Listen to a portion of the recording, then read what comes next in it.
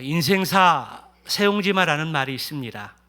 이 말의 의미는 사람이 살면서 겪는 규룡 화복은 변화가 너무 많기 때문에 예측할 수 없다는 것입니다.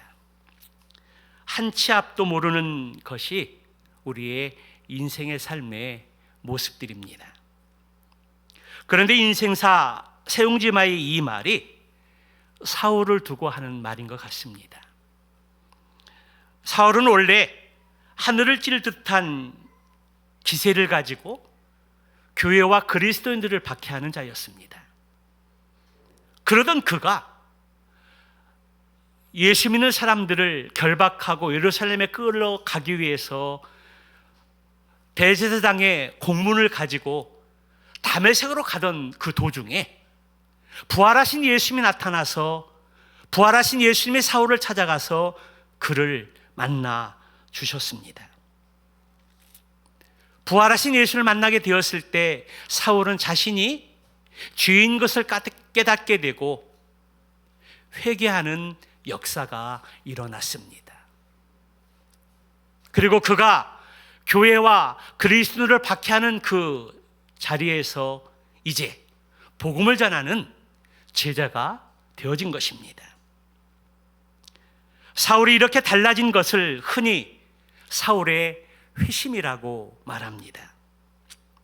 특히 사울은 그리스도인이 되고 복음을 증거하는데 어느 누구도 감당할 수 없었던 큰 일들과 역할을 감당했습니다.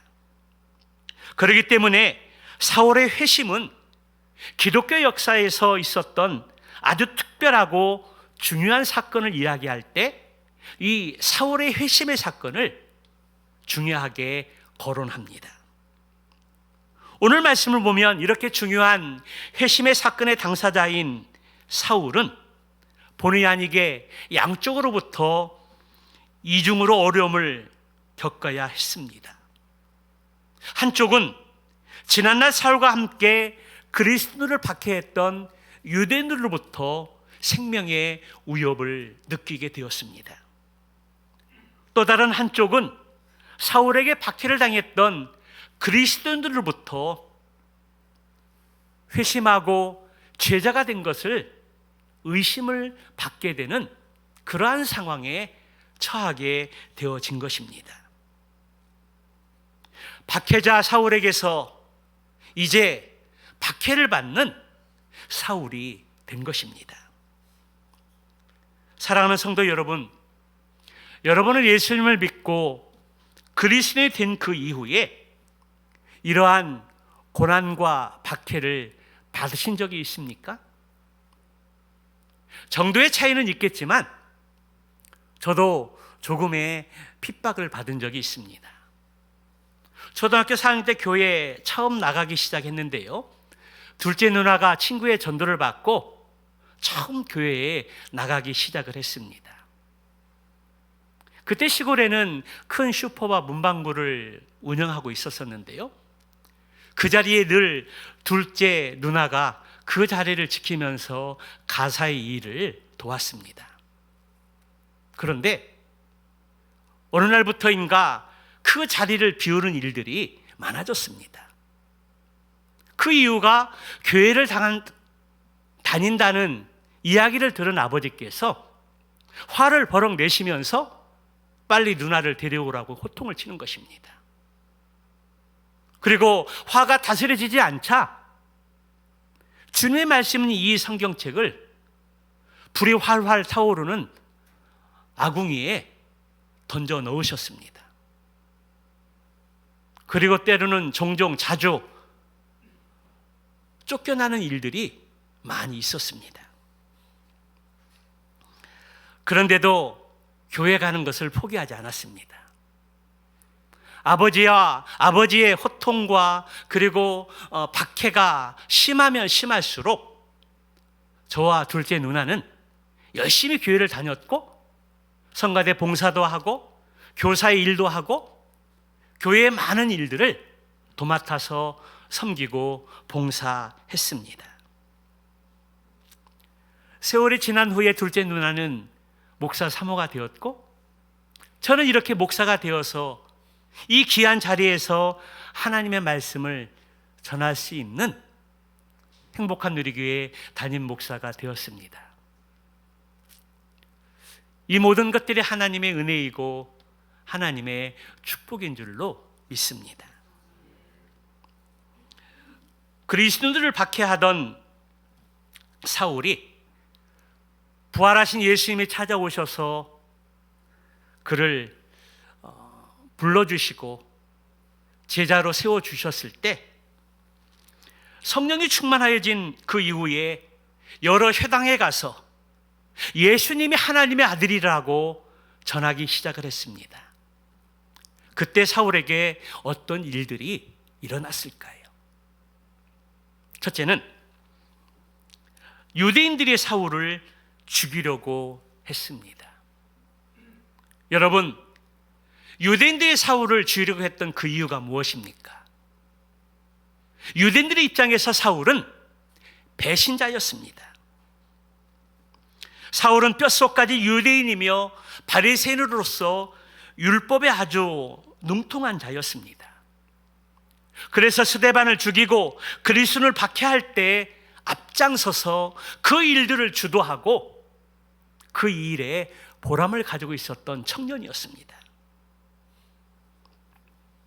사울의 입장에서 예수는 이단의 우두머리에 불과하고 예수의 가르침의 교리를 따르는 그 무리들은 기독교 교리에 현혹되어진 무리에 불과했던 것입니다.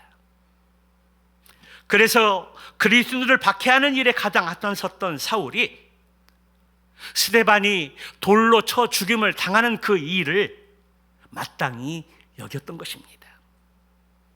스데반이 죽은 그 이후에 교회의 박해가 더욱 심해졌는데요, 사울은 여전히 주님의 제자들을 위협하고 죽을 기세로 기세가 등등하여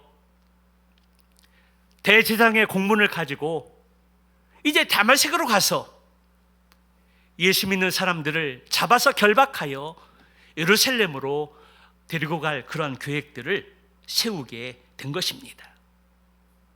그것은 믿는 사람이면 남녀를 가리지 않고 보는 대로 그들을 결박해서 잡아서 그들을 박해하고자 했던 것입니다. 그러한 상황에서 사울에게 극적인 일이 일어났습니다. 사울이 다메섹으로 가다가 부활하신 예수님이 찾아오셔서 그를 만나주셨고 그 이후에 그는 완전히 180도로 변화된 사람이 되었습니다. 그가 예수 믿는 사람들을 결박하여 잡아서 예루살렘으로 데려가라고 다메섹으로 가는 그 도중 속에 부활하신 예수님이 사울 앞에 나타났습니다. 사울아, 사울아, 어찌하여 네가 나를 박해하느냐? 주여, 누구십니까? 나는 네가 박해하는 예수라. 그리고 예수님이 말씀하시기를 너는 인군들과 이스라엘과 이방인들을 위하여 택한 나의 그릇이라 말씀해 주셨습니다. 그는 주님의 음성을 듣고 사흘 동안 먹고 마시지 않았고 그리고 앞을 보지 못하는 상황에 직면했습니다. 그때 하나님께서 환상 가운데 아나니아를 부르시고 그 아나니아 제자를 사울에게 보내게 되었습니다. 그때 아나니아가 사울에게 안수하게 되었을 때 눈에 비늘 같은 것들이 벗겨지면서 보게 되었습니다. 그리고 일어나서 침례를 받습니다. 음식을 먹고 힘을 얻습니다. 며칠 동안 제자들과 함께 머물다가 이제 성령의 능력을 덧입게 되었을 때 그가 어떤 일들을 행하는 것들을 보게 됩니까? 오늘 20절의 말씀에 보게 되면 즉시로 각 회당에서 예수가 하나님의 아들이심을 전파하니, 박해자 사울이 부활하신 예수를 만나고 난 이후에 회심하고 그리고 성령으로 충만함을 입게 되었을 때에 여러 회당에 가서 예수님이 바로 하나님의 아들이라는 사실들을 힘있게 전하기 시작했다라는 것입니다. 여러분, 원래 사울이 회당에 가려고 했던 목적이 무엇입니까? 그것은 대제사장들이 써준 공문을 가지고 예수 믿는 사람들을 잡아서 그들을 예루살렘으로 데리고 가려고 하는 목적이 있었습니다. 그런데 그러한 목적이 바뀌어진 것입니다. 그가 회당에 들어가서 공문을 보여주고 그리고 예수 믿는 사람들을 잡아다가 그들을 결박해서 예루살렘으로 데려가려는 그런 계획이 변경되고, 오히려 그의 입에서 예수님이 하나님의 아들이다, 예수님이 그리스도이시라고 증거하는 일들이 일어나게 되어진 것입니다. 이제 사울이 공문을 가지고 와서 대제사장의 공문을 받게 되면 마음을 같이하고 의기투합해서 교회와 그리스도를 박해하는 일에 나아가려고 했었는데, 사울의 입에서 예수님이 하나님의 아들이라는 그 말을 듣게 되어진 것입니다. 사울이 대제사장의 공문을 가지고 오면 예수 믿는 사람들을 잡아 넘겨줄 만반의 준비를 하고 있는 사람들이 각 회당마다 많이 있었습니다. 그런데 그 일에 앞장섰던 사울이 회당에 와서 예수님이 하나님의 아들이라는 사실들을 증거하고 그리스도라는 사실들을 전하게 되었을 때에 그 말을 듣는 유대인들이 얼마나 황당했겠습니까? 그러자 사람들은 그 말을 듣고 모두가 놀라 이렇게 말합니다. 저 사람이 예수 믿는 사람들을 죽이던 사람이 아니냐?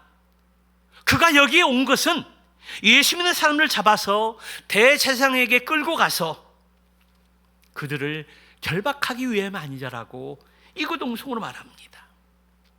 그러나 사울은 더욱더 힘을 얻어서 예수님이 그리스도이심을 증거하자 다메섹에 살던 유대 사람들은 당황하게 되어졌던 것입니다.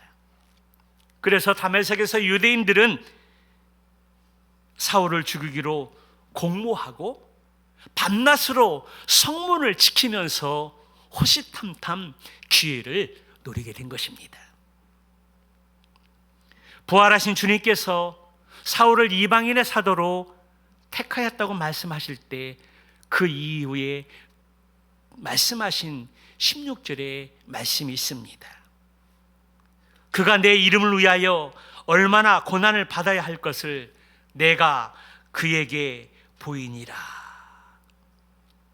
주님이 말씀하신 대로 사울은 시작부터 고난당하는 모습을 볼 수 있습니다. 이것을 보면 사울은 교회와 그리스도를 박해하던 그 위치에서 이제 유대인들로부터 박해를 받고 생명을 위협을 느끼는 그런 상황에 직면하게 되어진 것입니다. 유대인들이 볼 때 사울은 주님의 제자가 되었고 이제는 관계할 수 없는 배신자였던 것입니다. 지금까지 유대인들은 사울과 율법에 대해서 같은 생각을 가졌습니다. 그래서 그리스도를 박해하는 그 일에 함께 했던 것입니다. 그런데 이제는 사울이 배신하여 지금까지 자기들이 박해하던 그리스도인이 되어진 것입니다. 그렇기 때문에 유대인들은 사울을 박해하며 그를 죽이고자 했던 것입니다. 그때 다메섹에 있던 그리스도인들이 이 사실을 알게 되고 밤에 사울을 광주리에 담아서 성 밖으로 내려서 해를 지지 않도록 피신시키는 것들을 보게 됩니다. 우리는 이제 박해자 사울에서 반대로 박해를 받는 사울의 모습을 보면서 동질감을 가지게 됩니다. 우리도 예수님 믿고 크고 작은 또 핍박을 받고 또 따돌림을 받고 고난을 받을 때가 많이 있습니다. 우리는 사울의 모습을 보면서 동질감을 갖게 되고 과거의 그런 일들을 떠오르게 됩니다. 둘째로 제자들은 사울이 제자된 것을 믿지 않았을 뿐만 아니라 모두 그를 두려워했다는 것입니다. 사울은 다메섹 도상에서 부활하신 예수를 만난 그 이후에 이방인의 사도로 택함을 받고 주님의 제자가 되게 되었을 때에 유대인들로부터 죽음의 위협을 느끼고 박해를 받고 배신자의 낙인이 찍히게 되었습니다. 갈라디아서 1장 11절 18절 말씀을 보게 되면 바울은 이러한 위협을 이렇게 피해서 잠시 아라비아로 피신한 것들을 보게 됩니다.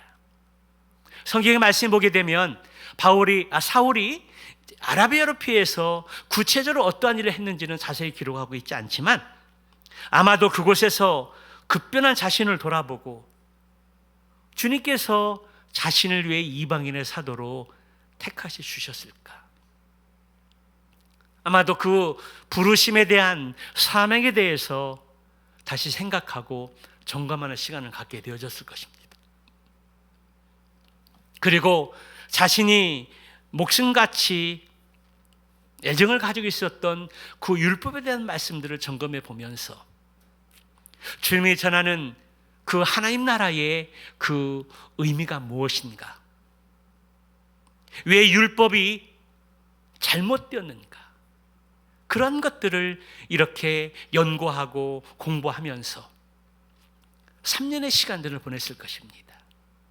성령의 충만함을 구하며 성경을 연구하고 기도하는 가운데 때를 기다리게 될 가능성이 많습니다. 그러니까 25절과 다음에 26절 사이에서는 3년의 공백의 기간이 있습니다. 아라비아에서 3년을 보낸 뒤에 다메섹으로 돌아오게 되었을 때에 이미 3년의 그 기간 동안 사울에 대한 그 소문이 두루 널리 퍼져 있었을 것입니다. 이제 사울은 자신이 부활하신 예수를 만나고 회심한 그 이후에 그분의 제자가 되었다는 사실들을 사도들에게 공식적으로 알리고 그들과 사귀고 교제하기 위해서 예루살렘을 방문했습니다. 아마도 사울 마음 가운데 그러한 기대감들이 부풀어 있었을 것입니다. 26절의 말씀을 보게 되면 사울의 예루살렘에 가서 제자들을 사귀고자 하니 하나 다 두려워하여 그가 제자됨을 믿지 아니하니. 문제는 다른 제자들이 사울을 두려워하고 그가 제자됨을 믿지 않았다는 것입니다.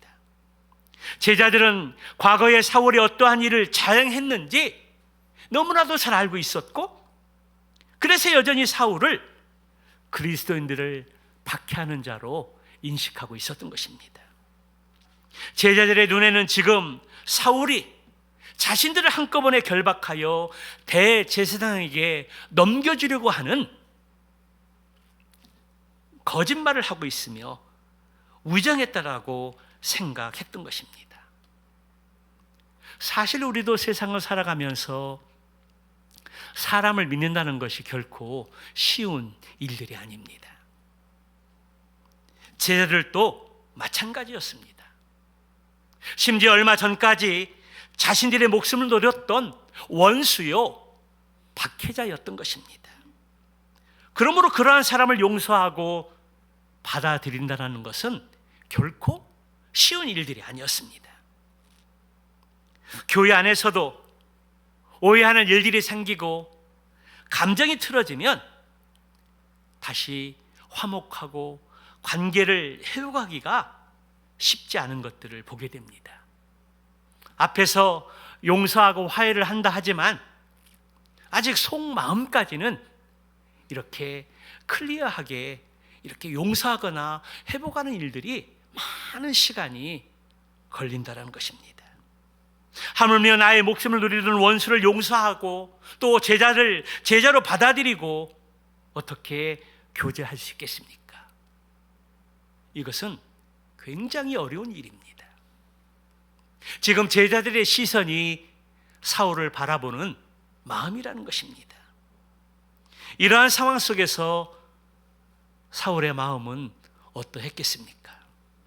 27절에 보면 사울의 입장에서는 자신의 목숨을 걸고 회심을 하고 필사적으로 탈출했다가 이제 3년 만에 다시 아라비아에서 예루살렘에 돌아온 그 이후에 들뜬 마음으로 사도들과 사귐을 갖고자 돌아왔는데 제자들을 믿지 않고 여전히 그를 두려워하고 있는 것들을 보면서 사울은 실망하고 낙심했을 것입니다. 바로 그때 사울을 돕는 한 사람이 등장합니다. 27절의 말씀을 우리 함께 같이 읽어보도록 할까요? 27절을 같이 봅니다. 시작. 바나바가 데리고 사도들에게 가서 그가 길에서 어떻게 주를 보았는지와 주께서 그에게 말씀하신 일과 다메섹에서 그가 어떻게 예수의 이름으로 담대히 말하였는지를 전하니라. 사울을 돕고자 등장한 인물이 바로 바나바입니다. 바나나가 아니라 바나바입니다. 바나바의 이름의 뜻은 위로자, 격려자의 의미를 가지고 있는데요. 오늘 바나바는 자기의 이름에 걸맞게 사울의 어려운 일에 처해 있고 서먹한 관계 속에 있는 사도들과의 관계에서 사울을 격려하고 위로하고자 자처하는 것들을 보게 됩니다. 사도행전 4장에 보면 이미 바나바는 초대 교회가 부흥하고 있는 그 시점에서 교회 공동체 안에 어려운 일들이 있을 때 자신의 밭을 팔아서 교회에 헌금을 하고 그 헌금으로 또 어려운 교회 성도들을 돕는 일에 앞장섰던, 그래서 사도행전 4장에 보면 지혜와 성령이 충만한 믿음의 사람으로 그를 소개하고 있는 것을 보게 됩니다. 교회 공동체 안에서 가난한 자들을 위해서 자신의 밭을 팔아서 여러 사람들을 위로했던 그 바나바가 이제는 사울과 그리스도 사이에서 원수됐던 사람의 관계를 회복시키는 중재자의 역할을 자처한 것입니다. 그래서 바나바는 사울을 데리고 직접 사도들에게 가서 사울이 어떻게 부활하신 예수님을 만나게 되었고 회심하게 되었는지 그러한 경위를 이야기하고, 그리고 그가 회당에 가서 예수님이 하나님의 아들이요 그리스도라는 사실들을 증거했는지 또 말해 주었습니다. 무엇보다도 그가 임금들과 이스라엘 자손들과 그리고 이방인들에게 사도로서 부름을 받고 택함을 받은 주의 제자가 된 것을 사도들에게 증언하고 그렇게 소개해 준 것들을 보게 됩니다. 이후에 베드로를 비롯한 사도들과 제자들이 바나바의 이야기를 듣고 사울을 주님의 제자가 된 것을, 그리고 같은 동료라는 사실들을 인지하고 받아들이게 되어진 것입니다. 그를 형제로 받아들이고 사랑의 교제를 나누는 이렇게 형제로 받아들인 것입니다. 그래서 사울은 이제 제자들과 함께 예루살렘을 출입하면서 기쁜 마음으로 교제하고 또 헬라 유대인들에게 그들에게 말하면서 예수님의 그리스도라는 사실들을 말하면서 복음을 전하게 되었습니다. 헬라파 유대인들이 능통했던 것들은 바로 철학과 율법이었습니다.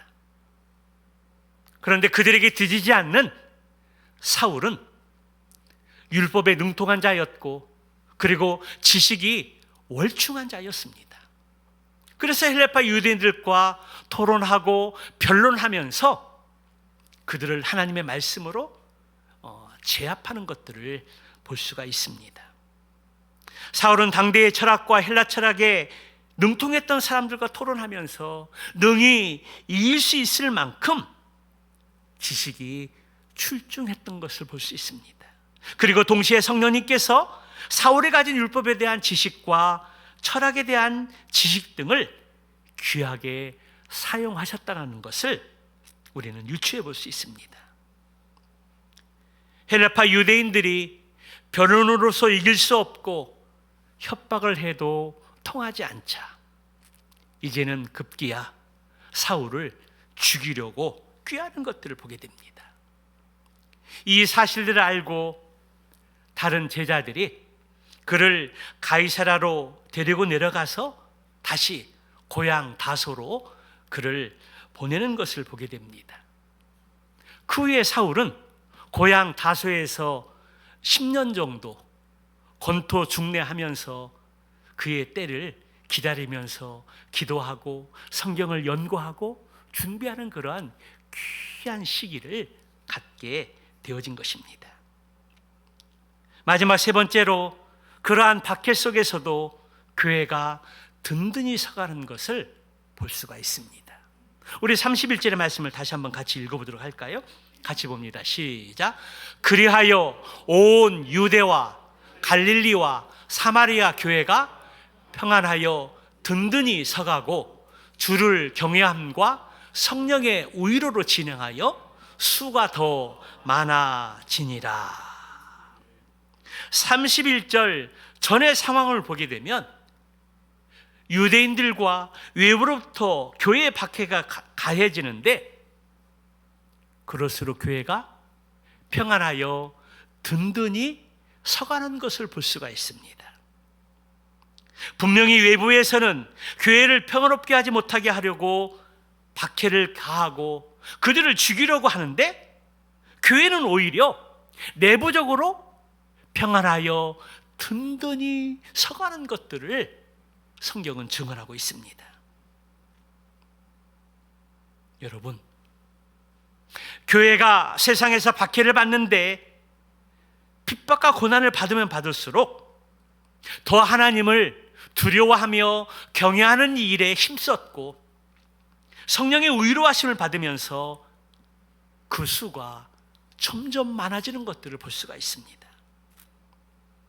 이것은 바로 세상의 논리와 또 성경의 논리가 다르다는 것들을 우리는 발견할 수 있습니다.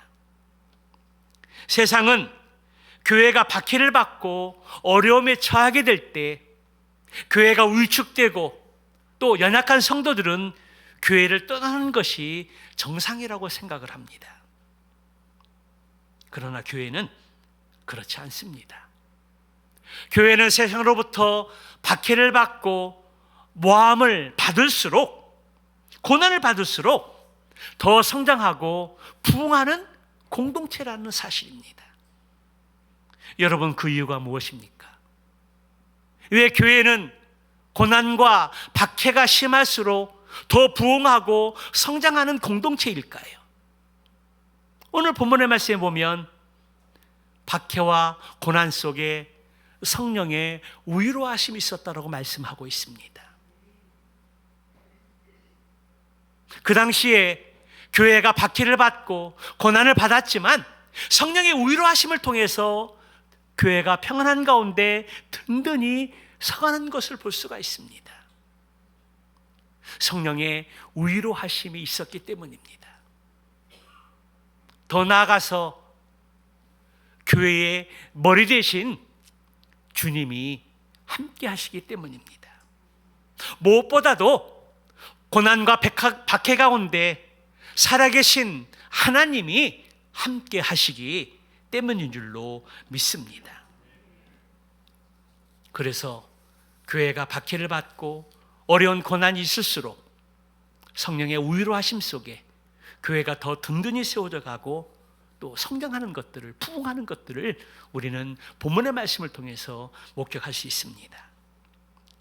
지난 3년 코로나 기간 동안 교회와 성도가 세상으로부터 얼마나 많은 고난과 박해를 받았는지 모릅니다.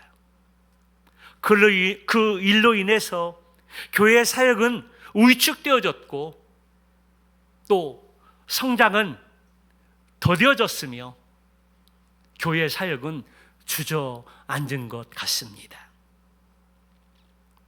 또 가난한 성도들이 많이 늘어났습니다. 여기 가난한 성도는 어떤 의미입니까? 가난을 거꾸로 바꿔서 읽으면 안 나가 성도입니다.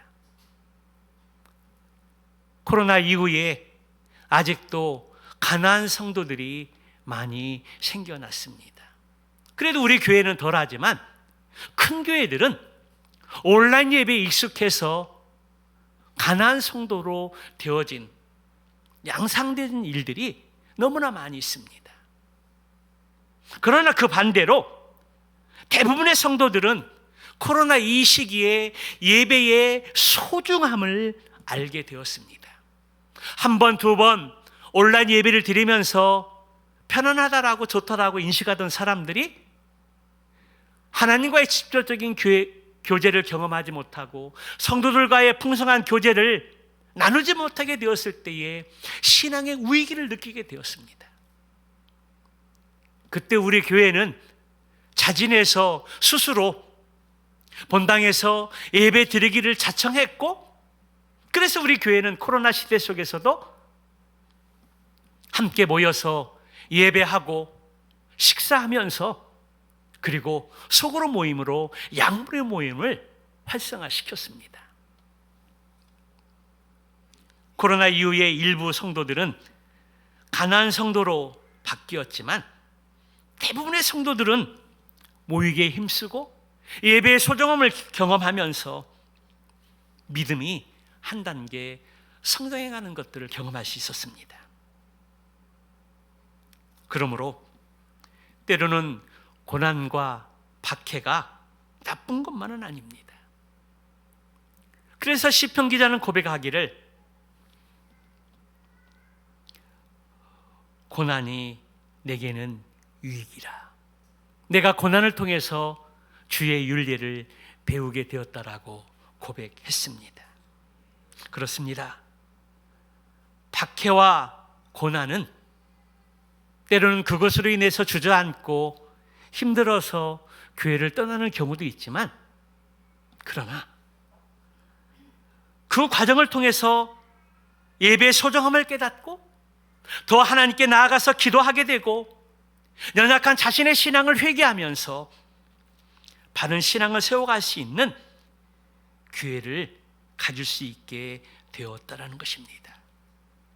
사랑하는 성도 여러분, 요즘 우리에게 직면한 고난과 어려움들이 무엇입니까? 위기는 곧 기회라는 말이 있습니다. 지금 나에게 직면한 위기를 어떻게 생각하고 대처하느냐에 따라서 어떤 사람은 뒤처질 수 있고, 그러나 또 어떤 사람은 다시 전화위복의 기회를 갖고 성장하고 발전할 수 있는 기회를 갖게 된다라는 것입니다. 사울은 다메섹 도상에서 부활하신 예수를 만난 그 이후에 회심하고 변화되어 성령의 충만한 능력을 덧입고 복음을 전하는 제자가 되었습니다. 그 인생이 180도로 바뀌게 되어진 것입니다.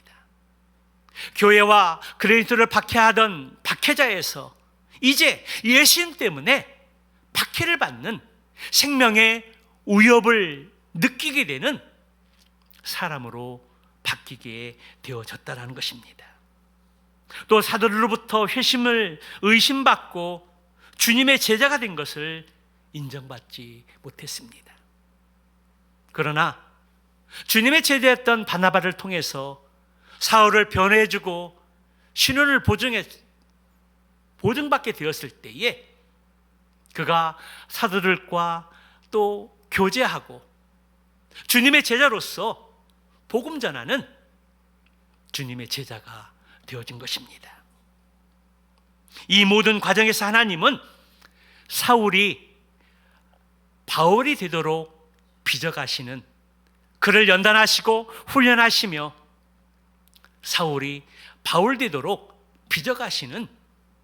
하나님의 이끄심을 경험하게 됩니다. 사랑하는 성도 여러분, 요즘 어떤 고난과 어려움들이 있습니까? 혹 세상에서 주님 때문에 손해보고 박해받는 것들이 있습니까? 그렇다면 그러한 고난과 어려움 속에 성령 하나님의 위로하심을 경험할 수 있는 귀한 기회가 되시기를 주님으로 축복합니다. 그러한 고난이 성령의 위로하심을 경험하는 축복이 되기를 주님의 이름으로 축원합니다. 하나님은 분명히 살아계십니다. 진리이신 주님은 반드시 그 과정을 겪게 하시고 결국에는 승리하게 하시는 줄 믿습니다. 그렇습니다.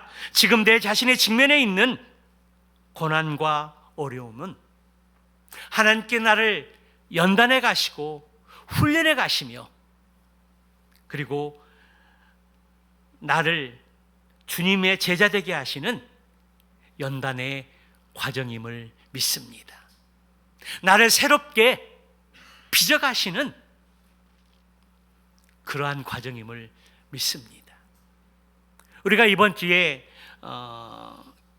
로마서 큐티 말씀을 나누면서 그 중에 하나가 토기장이신 하나님, 토기장 되신 그 하나님에 대해서 말씀을 나누었습니다. 지금 우리가 직면해 있고 또 살아가고 있는 인생의 고난들이 결코 끝은 아니라는 것입니다. 고통에도 하나님의 뜻이 있듯이 지금 우리 가운데 직면해 있는 많은 어려움들과 고난들은 분명히 하나님의 뜻이 있습니다. 나를 나되게 하시고 주님의 제자로 성숙한 믿음의 사람으로 빚어가는 하나의 과정이라는 것입니다. 고난과 박해 가운데 하나님께서 사울을 연단해 가시고 주님의 제자로 바울로 빚어가시는 하나님의 계획을 보게 됩니다. 사랑하는 성도 여러분, 한 주간 오늘 주신 말씀을 마음에 새기고 묵상하는 가운데 고난과 박해와 어려움 속에서도 하나님 앞에 나아가 기도하고 주님을 바라보면서 성령의 위로하심을, 성령 하나님의 위로하심을 경험하는 기회가 되시기 바랍니다. 그리고 다시 성령의 위로하심을 통해 힘을 얻어서 가정과 교회와 일터가 평안함을 누리고 더 든든히 세워져가는 축복의 통로가 되시기를 살아계신 예수님의 이름으로 축원합니다.